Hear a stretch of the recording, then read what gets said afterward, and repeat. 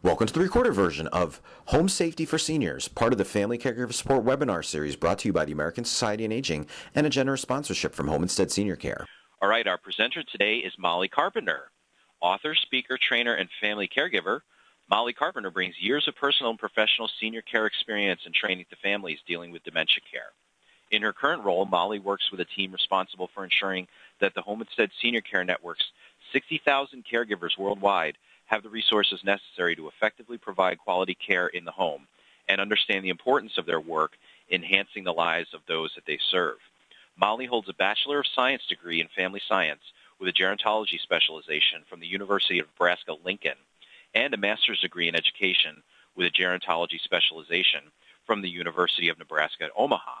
And with that, I want to turn the floor over to our presenter, Molly Carpenter. Thanks for being here again with us today, Molly. Thank you, Steve. It's my pleasure. Good morning or good afternoon, wherever you all are today. Welcome to today's webinar on home safety. This is one of those topics that's really important for the quality of life for seniors that want to remain at home. And it also is one of those topics for family caregivers. It's difficult for them to broach with their senior loved one because when they do talk about home safety, it really starts to affect that person's independence. So as you can see on this slide, we need to talk about this topic again because I think sometimes it seems obvious to all of us, but it's still a major factor in seniors staying home. So we're going to discuss some ways today that we can help inform these family caregivers, ensure that their senior loved one is safe at home. We've learned that nearly 20 million seniors ages 65 and older visit the emergency room each year, with almost a third of these visits related to injuries. Now, many of these are sustained in the place where seniors are meant to feel the safest, and that's at home. So on the next slide, let's look at our objectives for today. Throughout the presentation, we're going to really revisit some of the reasons why home safety is so important. We're going to recognize the effects of aging on safety. You know, this is just another way to kind of look at this topic, and it might be a good way to really help family caregivers understand how aging and the aging process can impact their senior loved one's safety. We're also going to identify the warning signs that a senior is struggling and maybe some of those potential dangers that are in the home. And of course, learn ways to help families communicate with loved ones on safety issues. As I said before, this seems to be one of those topics that's hard for families to broach with their loved one and really talk about because there's so many factors at stake and so many, the dignity of the senior is at stake. So it's a very delicate conversation. So we will talk about that a little bit today as well. I want to start with some research, though, on the next slide. Now, we surveyed seniors and adult children of seniors in the U.S. and in Canada, and as well as emergency room doctors. And what we've learned is that the seniors we surveyed said that that well over 1/4 of their trips to the hospital or emergency rooms were caused by falls or other household accidents. Now, this is interesting. So we also heard that more than 85% of seniors have done nothing to prepare their homes for aging, which in turn would help them, safeguard against these accidents. And then furthermore, when we asked the adult children, 65% in the U.S. and 71% in Canada, 71%, said that their parents' homes have at least one potential safety issue. So you can see a disconnect between what the senior sees versus what the adult children are seeing. And these safety issues range from large issues like staircases to smaller issues like rugs and lighting. But the bottom line is that safety issues can be overwhelming to the adult children and to the senior themselves. Now, I'm sure you all have a story of a loved one that has a safety concern in their home, and I definitely have one about my grandmother. She had basement stairs that I was terrified myself to walk down. Think very steep and think very skinny stairs. And she would say to me, I've been down those stairs a million times. I'm fine. And she would say, I know how to hold the handle. I know how to not fall. I know to watch my step. And she would tell me then how to navigate these stairs, a person a lot younger than her. So it was a constant battle. And it was hard because the bottom line is myself and our family, we did not feel safe with her going down the stairs. And so it also did something to our peace of mind. I mean, we would worry like, boy, I hope she doesn't go down the stairs today. So you're at your job or you're at work or you're at your home and you're just worried that she's going to go down the stairs and this is going to be the day she's going to fall. So we know that a lot of these caregivers are working full time and they don't live in. So imagine that extra stress and worry that these adult children are feeling about these issues. So let's go to the next slide and look and see more of the research about what the ER docs are saying, because this is great information. The emergency room doctors in the U.S. and Canada estimate that about half of all home accidents experienced by seniors can be prevented. That's amazing. That's a great number and a great statistic to share with families.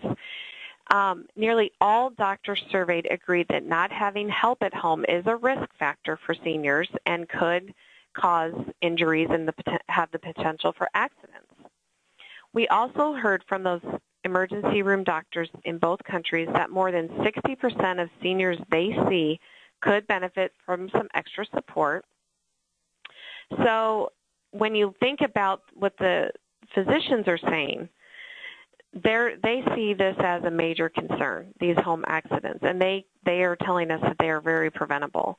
The seniors, as we saw on the last slide, they see this as a little bit of a problem, and then the family caregiver sees this as a major problem. So that's why this is such a difficult topic to broach, and it's really good that we review this on occasion to talk about this home safety to really help this issue and prevent these accidents.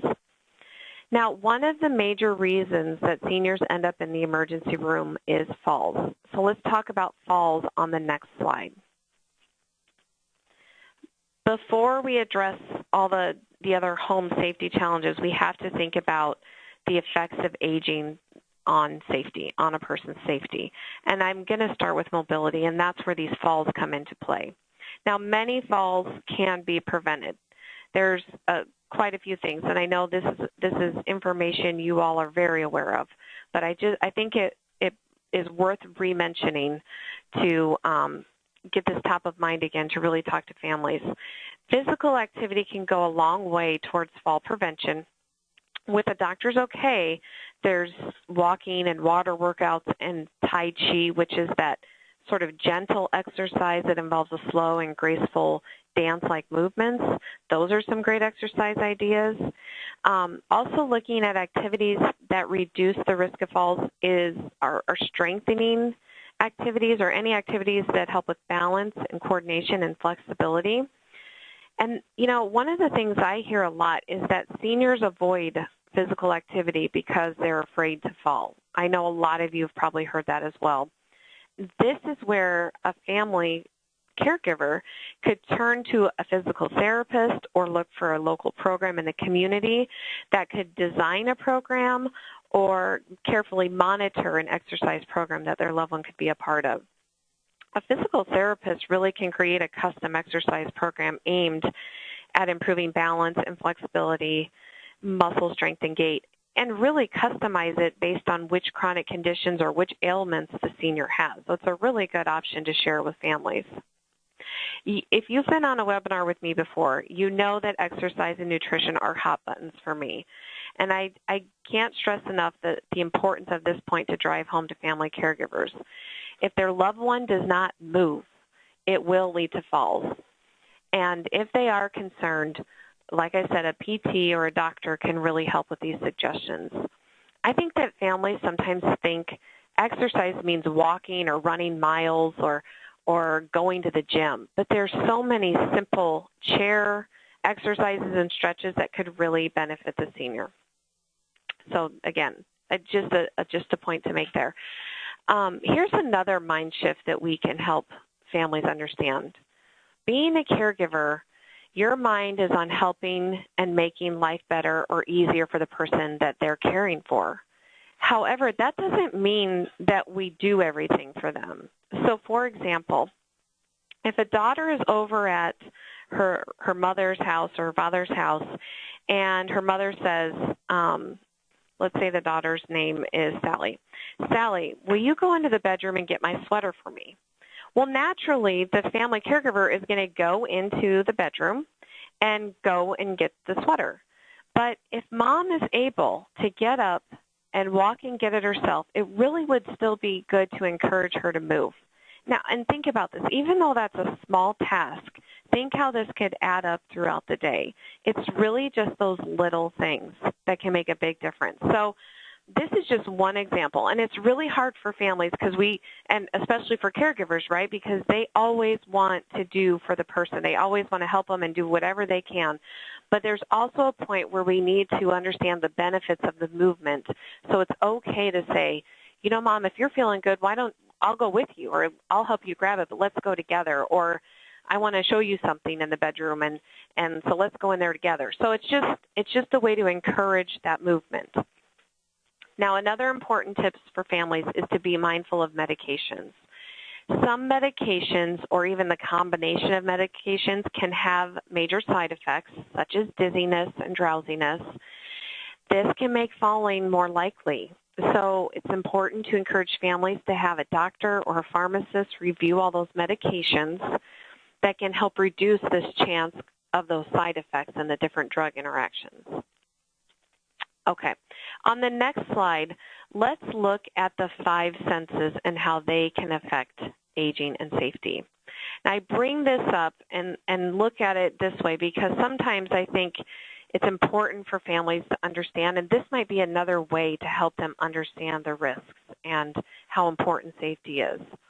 We need to ask these family caregivers to sort of put themselves in the shoes of their loved one and really try to understand what the effects of aging can have on safety. So let's start with eyesight. You know, by the time someone is 60, pupils decrease to about a third of the size they were at age 20. Add to that aging-related eye conditions, you know, the macular degeneration and the cataracts, and everything just got really blurry. So consider what might happen in a living room, for example, in a home with poor lighting. Will the person be able to see a throw rug? Will they see a cord? So it's just, again, thinking about it from the senses and the effects of aging. So let's go to smell. Now, the sense of smell can diminish, especially after age 70. Because of the loss of nerve endings and less mucus in the nose, that's why that sense of smell diminishes. So the biggest concern when we think about smell is obviously smelling smoke or fire. The smell also greatly affects our sense of taste, and we all know how important it is for a nutritious diet for a senior. So again, thinking about it from that aspect with these families is important. Taste. We start out with more than 10,000 taste buds. Now, over time, they decrease in both numbers and mass with aging. Also, we've got to think about those medications again. They may decrease a senior's appetite, making an individual vulnerable to malnutrition. Seasoning foods with fresh herbs can bring out the flavor. That's just one idea for a quick fix. And then touch. We think about the decreased blood flow to nerve endings as we age. It can really reduce the sense of pain and temperature. Imagine that tingling feeling at the end of your fingers and toes, like when they fall asleep, you know, during the day. If you've leaned on something too long, your leg or your foot too long, it kind of gets this tingling feeling. It's not fun, and that's that can be a permanent thing as you age with that decreased blood flow. So seniors may be unable to feel water that's too hot or cold, or sense slick spots on the floor. And then we think about hearing. Our ears control hearing and sense of balance, of course, both of which can be compromised as we age. An older adult could miss a visitor if they don't hear the doorbell. They could miss hearing a fire alarm. They could miss, I think this is important when we don't think about a lot, is miss socializing with friends because they can't hear the conversation or they can't hear the person next to them talking and having a conversation. So obviously one of those quick fixes there is the hearing aids. That's why those are so important to encourage. It also might be fun or a different idea. I don't know if this is your idea of fun, but fun to really have families even experience what it's like to age and be a senior. And there's many, many examples on the internet about this, but one example we use is we take the gloves that you use during care, and so just a little latex gloves, and we put cotton balls in the end, and we put a popsicle stick in each finger. And we tell our caregivers that this simulates joint stiffness and that decreased sense of touch. So we really try to get our caregivers in the mindset this might be an easy thing for you to try with family caregivers so they really understand how hard it is and how the effects of aging can have on safety. Again, there's many examples of this, of how to simulate aging to Google. There's many, many examples. Okay. Let's start to talk about solutions on the next slide. Based on our research findings, we have developed some resources to help professionals, all of you, as well as adult children to help their seniors stay safe at home. Now we're going to talk through some of the key things that can be changed within the home at a minimal cost.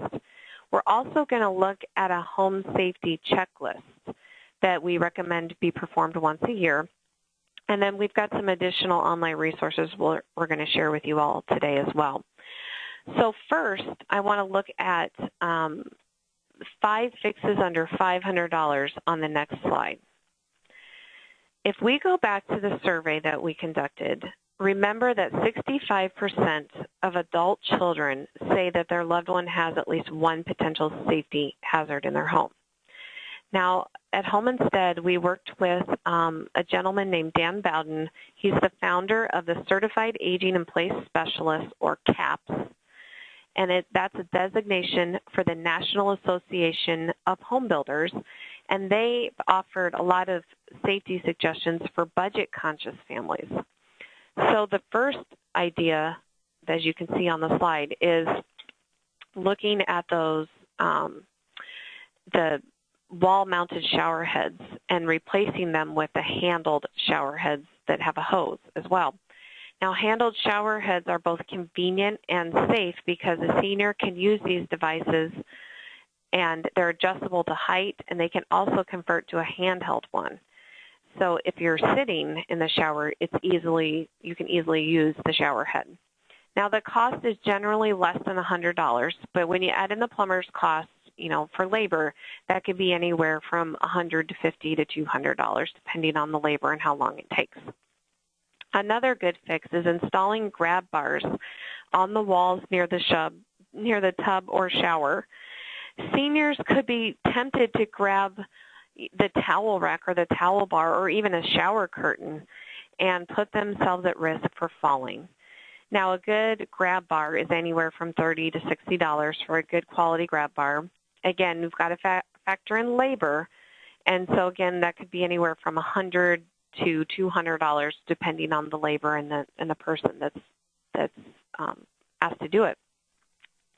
Another great idea for a fix under $500 is to convert to lever handle faucets. Usually water flow and temperature could be easier for those arthritic fingers to control with a lever faucet. So think about that. That's where that aging activity where you'd maybe put the popsicle sticks in the glove. It's hard when you have arthritis to turn those knobs. So a lever might be a little bit easier. Now the cost of those are usually between $150 to $250, and then again the labor cost for a plumber to install. Another great idea is add lighting to closets and pantries. Dark closets can not only be a safety hazard, but they can make dressing more difficult, and they may judge distance wrong or may not see a shoe on the ground, so there's a lot of issues there. And a light can be installed.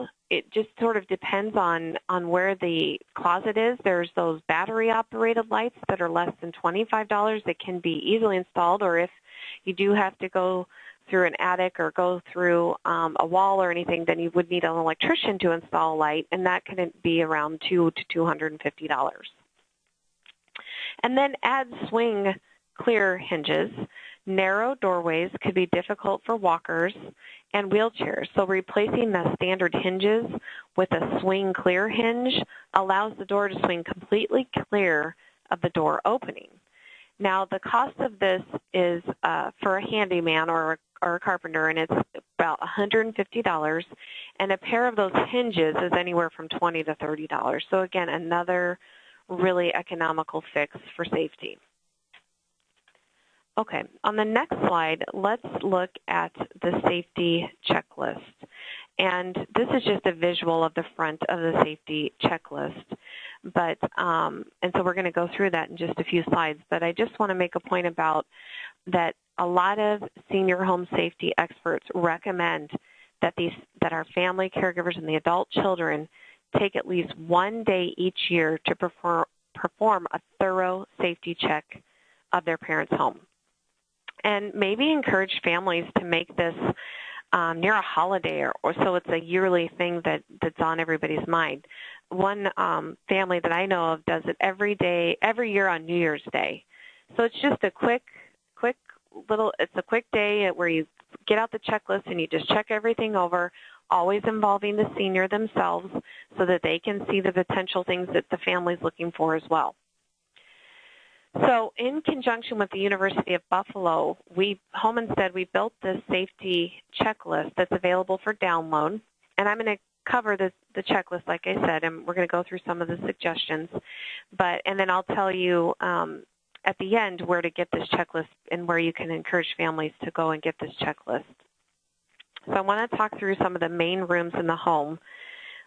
I want to talk about what the issues are and then solutions, a few solutions, because I don't want to go over everything, but I just think if you could hear some of the issues and then see some of the quick tips, it will be very helpful when you're talking to families. On the next slide, then, let's start with the bedroom and the living room. So there's a few safety concerns in both of these rooms. You know, one of the big concerns would be carpet and rugs.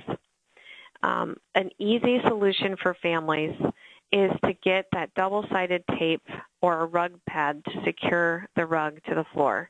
Now, that's one thing to suggest. The other thing to suggest is no rugs. That's one of the things I often suggest.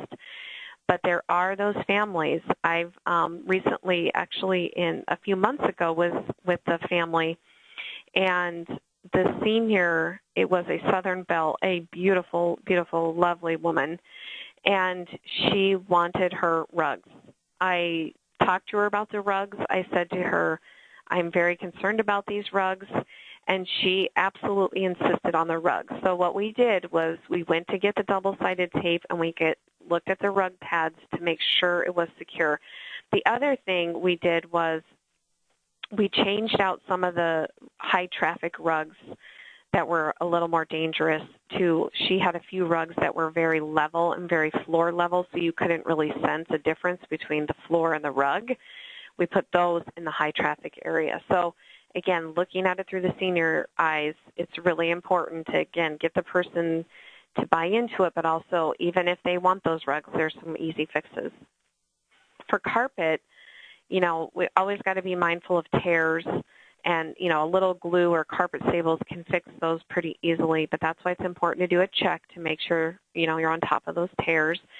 And if the carpet is necessary, I think recommending to families to use a low pile rug better than like a shag rug, for example. Also, families helping them understand that even if you have carpet stretched or you know, once a year, making sure there's no bumps, having the carpet stretched is a very low cost that can really eliminate a lot of those bumps if there's any bumps in the carpet. All right, let's talk about clutter. It might be a good time to encourage the family caregivers to work with the senior at home to clean out the closets and the drawers of items that the person no longer uses. Organization is the key to preventing too much clutter. So maybe even thinking about adding shelving or shelving units, different ideas around that. Those downsizing and eliminating bigger pieces of furniture might be a good suggestion. Adding bookcases or magazine racks to store newspapers and magazines that would otherwise be on the floor. Another good tip to share with families. And then lighting and glare. Some solutions around lighting and the glare are night lights are a good option for if it's too dark at night. Another great solution that we've heard is using that rope lighting. It's very easy to tack to the baseboards, and it would be a good option to put it along the hallways that connect the bathroom to the bedroom. So even it's just a little bit of light to guide the path to those rooms in the middle of the night. Even when you think about lighting, there might be a way to increase the wattage of light bulbs. A lot of times when we have those desk lamps, they're at 25 watts. Well, if it's allowable and it's safe, why not try a 60 watt or a 75 watt light bulb if the light allows for that change? The other thing to think about is, can the senior reach and switch the light on and off? When we're talking about glare from the windows, and again, when we're talking about turning the light on and off, a clapper. We've all seen the commercials. I know you've all seen them, where you can clap and it controls the light switch on and off. It really is a good solution. There's also remote controls now with a lot of lighting options. Even sometimes rearranging furniture that can allow better access to wall switch or lamps is something to think about and something to have families think about. And then let's talk about furniture height. You know, if the bed's too low, that's it. You can tell if the bed's too low if the senior's knees are above the hips when sitting on the bed. So bed risers can be installed to raise the height. Again, those are not very costly. If the bed's too high, then we consider maybe removing the bed frame or use a lower profile mattress or box spring. This is a great one for families to do as well, is to have them sit in all the chairs and, you know, look at the different tables or nightstands that are around in the living room and the bedroom and make sure there's nothing wobbly. Legs are wobbly and everything's very, very sturdy. If there is something wobbly, got to repair that furniture or remove it. It's pretty easy to repair a lot of that furniture by just re-gluing legs and armrests. If the chair is too low, it's easy to add a cushion or a pillow on the seat to raise up the height. So just, again, I think a lot of us have heard some of these solutions and know about them, but it's great to have it all in one place in the safety checklist, but it's also great to hear this information again, so when you're talking to families, you've got these on the top of your mind. And then cords. Extension cords to run electrical cords behind furnishings might be an idea. Rearranging the furniture again that where things need to be plugged in so they're near an outlet. Maybe power strips is a good idea if there's several cords that can be tucked in behind furniture. So lots of good ideas. As you can see, though, a lot of issues in the bedroom and the living room that we have to be aware of. On the next slide, then, let's talk about the bathroom. Another place that can have some serious safety issues. When you think about the bathroom and the shower, we've talked a little bit about grab bars already when we were looking at the fixes under 500, but it's really important for families even to do that check where you're looking for the loose towel racks or curtain rods. That's a good sign or a sign that the older adult is using those things to grab onto, and that is a good cue or clue for family caregivers to install those grab bars. Even near not only just the shower and tub, but even consider installing those grab bars near the toilet is a very good idea. And we've talked a little bit about the floor surface already as well. Again, rubber mat that has an adhesive that has some sort of backing on the back of it so it doesn't slip. But also there's decals for the bottom of the tub that we've all seen. Those are sometimes okay to use. It depends on which one you're using. There's so many options out there for that. And then the tub and the toilet height. If the bathtub is too high, we need to consider that tub or transfer bench. And I think a lot of families know a lot about the transfer bench. But one of the things I don't know if a lot of families are aware of is that raised toilet seat for stools that are too low. You probably need to contact a plumber about installing them, so you would probably have to encourage these families to contact a plumber. But if you always encouraging them to check a medical supply store for these types of items, very important. And then the temperature, the water thermostat, it's really important to check those thermostats and what levels those are at and the appropriate levels, and make sure nothing's uncomfortable. Another good idea is to make sure the hot and cold water faucets are clearly labeled.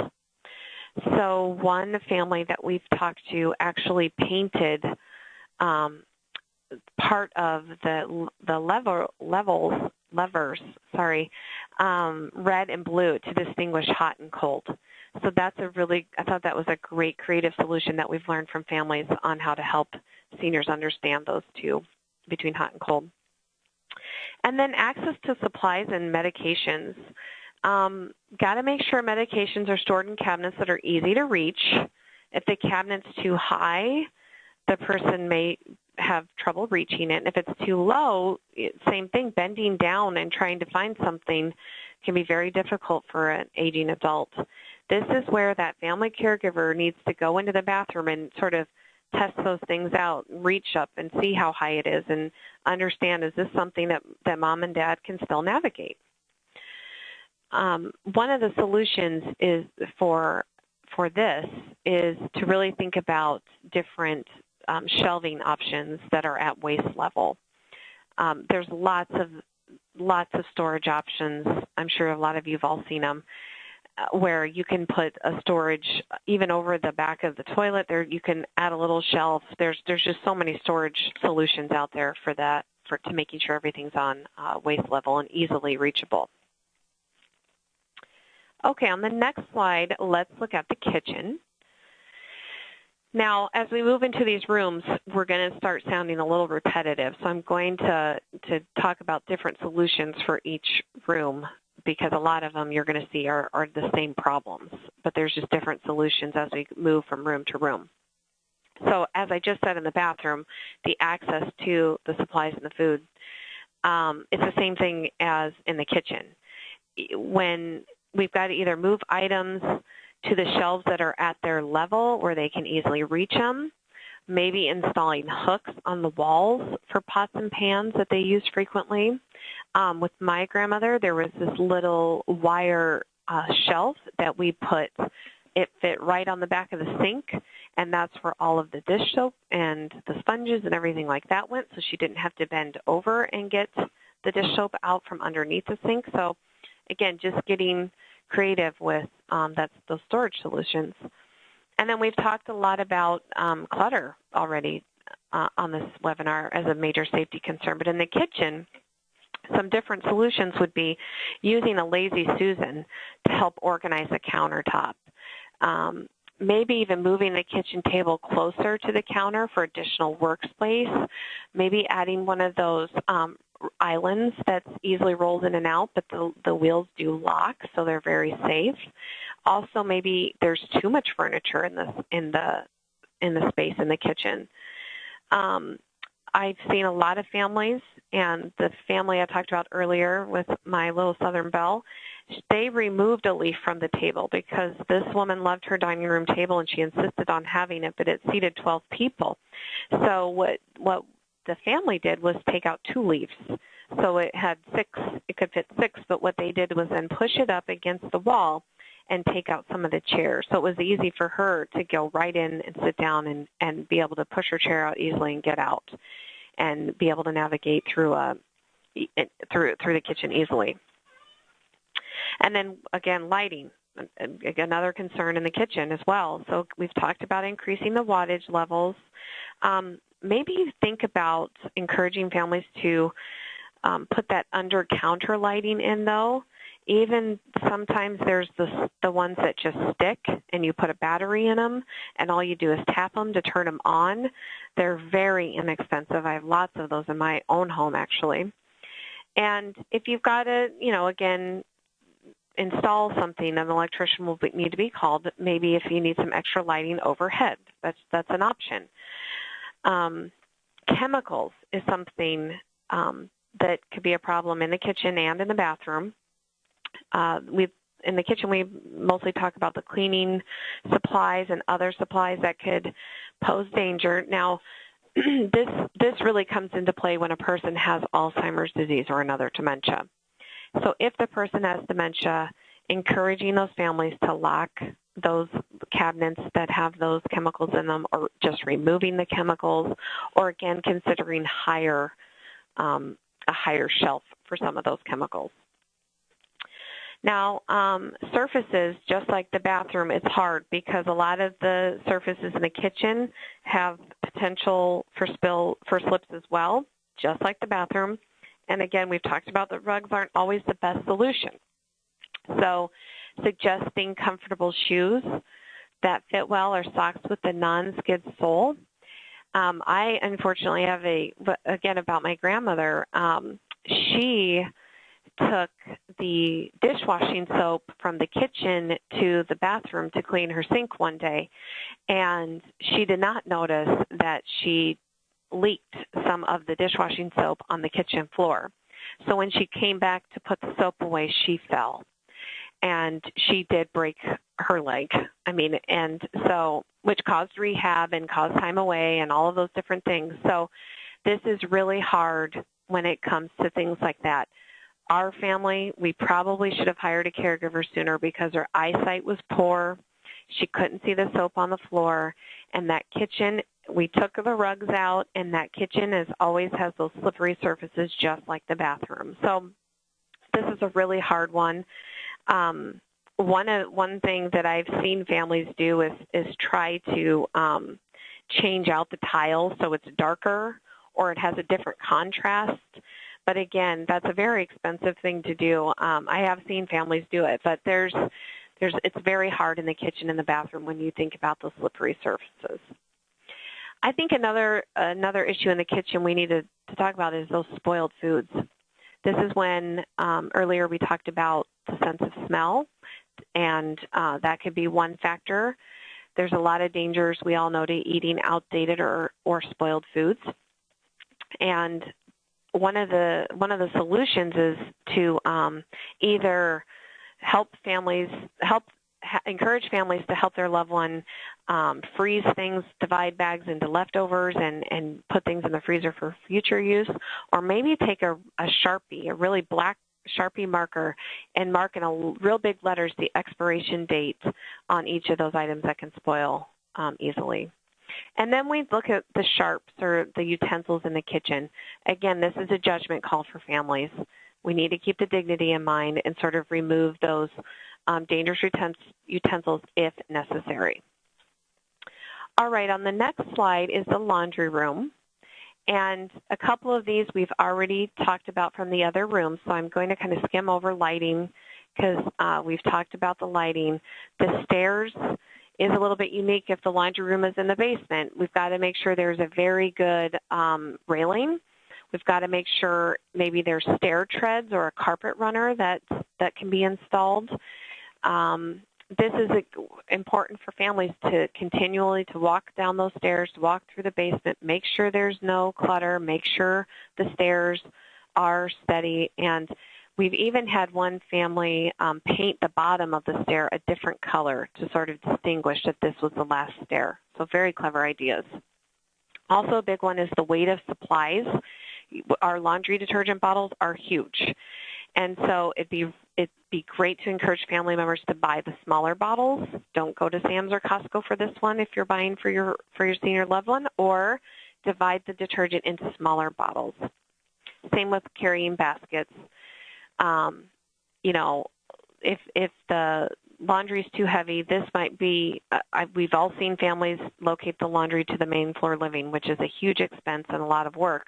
But this might also be a good time if the laundry is getting to be too much to suggest that caregiver.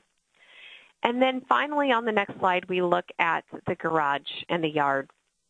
We've talked about handrails and how important that is. It's the same with the steps going outside or to the garage or leading out the front door or back door.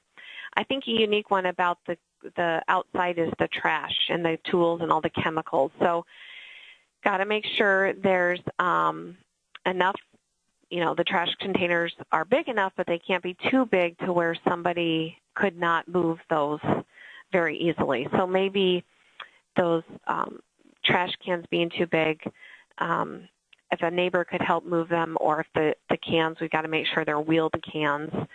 The power tools and the chemicals, again, where this could be a factor is if dementia is present. So always want to encourage families to understand those risks and remove or lock those things up if necessary. Driveways and sidewalks, this is important. This is why this yearly checklist is so great. Every year walking the driveway, looking for cracks or broken steps or where the sidewalk might need to be repaired, very, very important. And then fixing those as necessary. We've talked about lighting, again, just installing more lighting and more powerful lighting. Even activated lighting for motion is a good idea for outside. And then the doorbells and knocking. There are devices out there that enables the ringing doorbell to trigger a light, so that might be helpful, just so that the person knows that someone is at the door.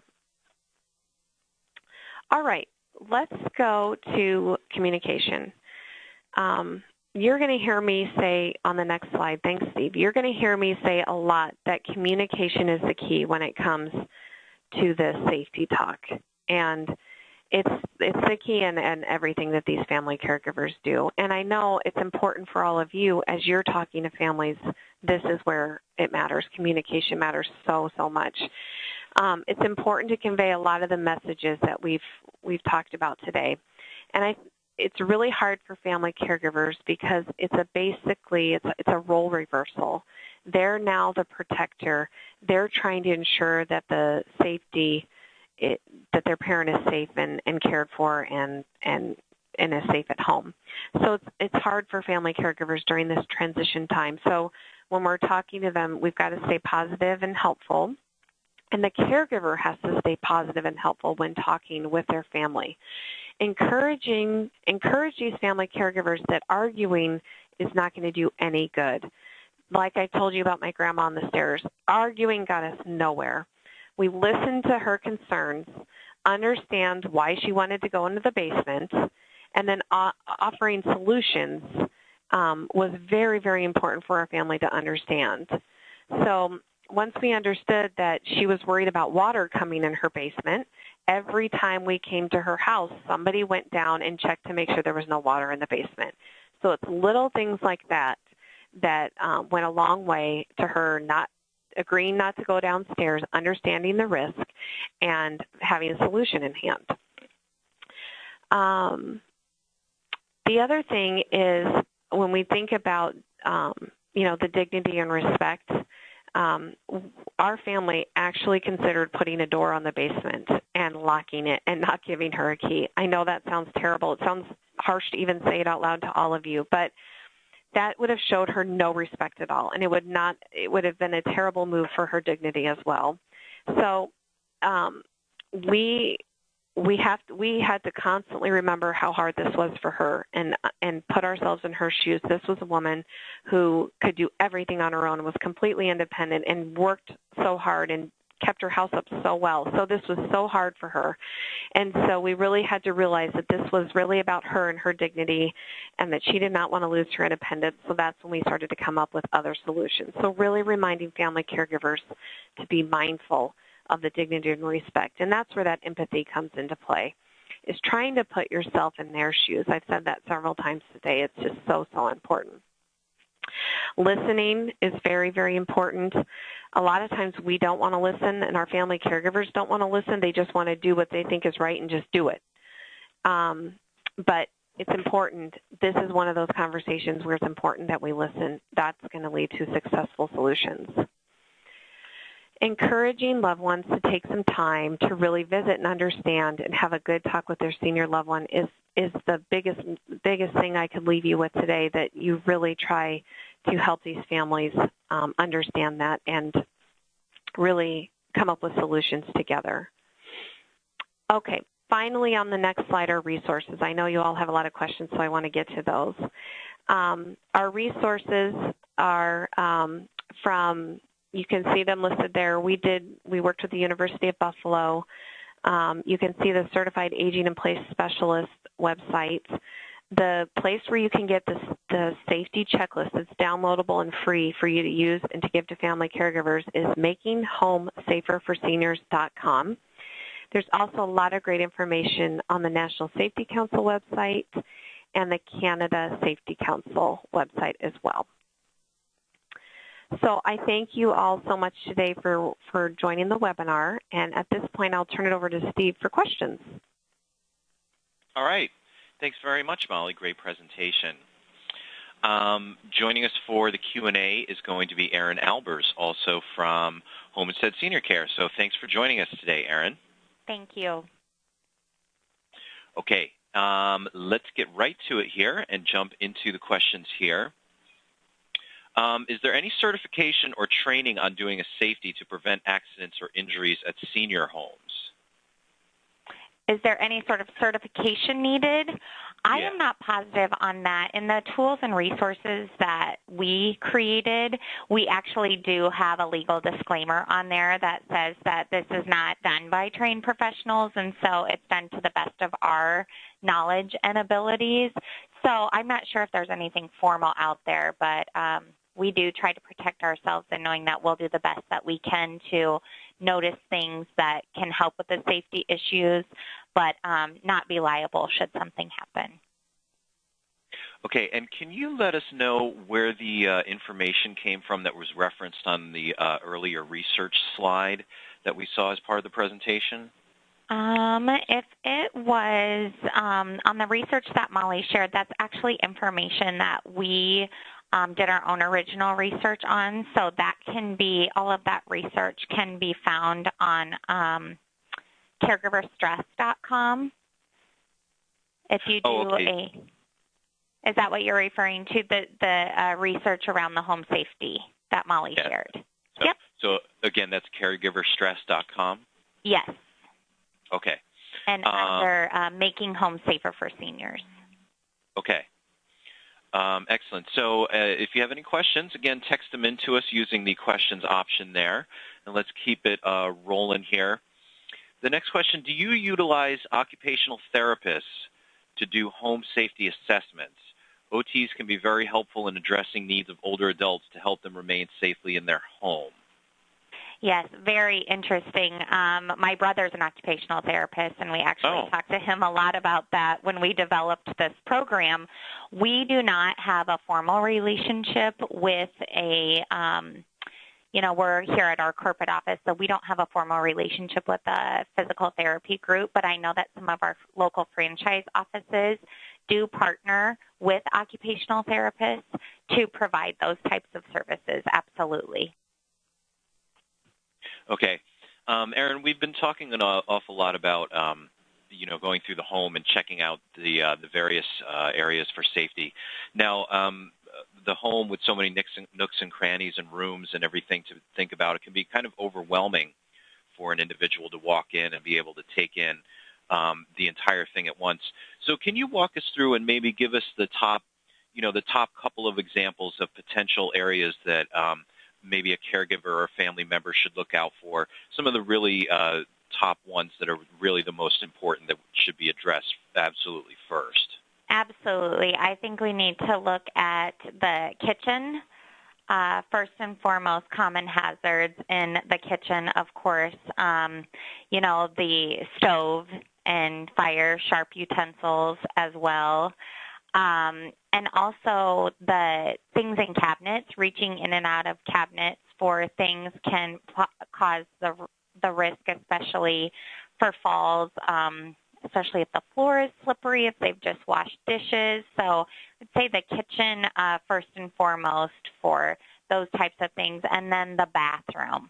Again, just toileting, whether it's using grab bars or making sure that the floor is not slippery again, lack of bath mats, again, the overhead cabinets, if they're trying to get stuff out of a medicine cabinet or reaching for something as they're trying to lift their leg in and out of the bathtub and not having something secure to hold on to.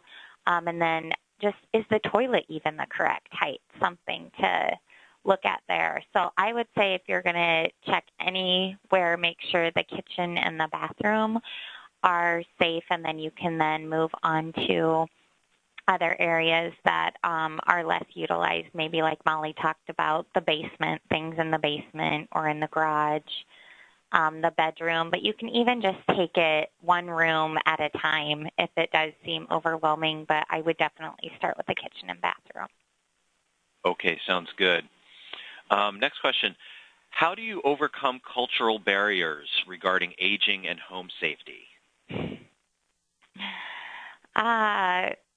I'm not sure if can that person be more specific? I mean, there's culture barriers in so many things around caring in general. I don't even know if I can be specific to home safety. If it's something specific around home safety and a culture barrier, it would be great to have a little bit more details in that question. Okay, yeah. So if that person can send in maybe a little clarification, yep, that would be helpful. Yep. Okay, next question. So a little bit earlier, Molly was talking about the difficulties sort of faced with talking to older adults about making some home improvements and maybe making some changes that they don't want to make, et cetera. Can you talk a little bit about how you can potentially tie this into the fact that aging at home is actually safer and cheaper and preferable to the individuals in question? So how can we sort of communicate this to our family members or clients that making these changes is actually not really going to take away your independence per se, but it's really just kind of shifting things a little bit so that you can maintain your independence in your own home? How to walk us through some best practices on the best ways to communicate that to the people that we're working with or our loved ones. Right, absolutely. We actually just launched another program called 4070talk.com, and it's all about that communication. So much of this is getting that person to listen and understand that we have their best interest in mind. We want to actually keep them more independent. We want to keep them safe in their home. We don't want to take anything away from them. So how do you go about that? What do those conversations look like? And we've even identified a lot of things in terms of who's talking to the person, whether it be a professional, a family member, if it's a blended family, things to take into account, culture and religious differences. So if you go to 4070talk.com, it's all about the conversation on so many difficult issues such as keeping them safe at home, end-of-life issues, financial issues. None of what we do matters if the conversation can't be had between those family members, and I know that's a big struggle with the professionals working with these families. We can tell families certain things, but if they haven't talked about it amongst themselves or with their senior, that's really going to be a barrier to keep that senior safe at home. So definitely check out 4070talk.com. Okay, another good resource. Can you talk a little bit about smoke detectors and carbon monoxide detectors as well as the working batteries? Where does that fit in on the home checklist? You know, I believe that is an overall, that's something to check overall. I think that we did the smoke detectors on the 6 month. Every 6 months, we were checking the smoke detectors is what we were referencing in the home safety checklist. I think we aligned it with daylight savings time. So when it's daylight savings time going forward or back, that's a time to check your smoke detectors. And then also, I believe that we have a lot of our offices who partner with their local fire department or their utilities committees to actually go in and do free checks of carbon monoxide detectors or smoke detectors. So that's a great partnership that we have in some local communities to make sure that those items are being checked, because we definitely don't want the seniors climbing up on a ladder and checking their own smoke detectors. So either we'll do that as part of a safety check or have a fire department or utility company go in and do that for them. Okay. Now, we've been talking a lot about this, and it's kind of the stereotypical image of an older adult having problems at home and having a fall or something like that. But in your professional experience, Erin, how prevalent is this? I mean, like how frequently, how often does this happen and is going to affect potentially a caregiving family or someone working with their client? Well, I mean, it happens all the time according to our research with those ER doctors. They said most of the time somebody comes in to the ER is from something that could have been prevented within the home. So whether it be a fall or an accident of some sort, I mean, they said a high majority of the time this could have been prevented had there been some extra precautionary measures that have taken place. So they're the ones, the ER doctors are really the ones that said we wouldn't see nearly what we see now with aging adults if their homes were safer. So we absolutely know that it starts with safety in the home, and it's up to family, friends, professionals to help make sure that that senior is living in a safe environment.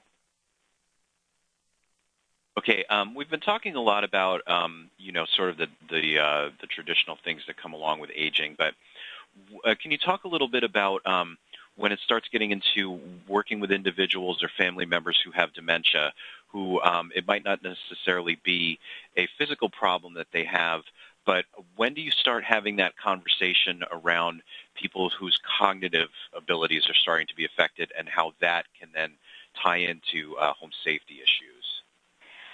Right. We do have a specific section on this home safety program for Alzheimer's and dementia, so some tips and ideas to help with those cognitive issues. So there is actually a highlighted section of that on there because it does kind of go down a different path when you have dementia and Alzheimer's involved.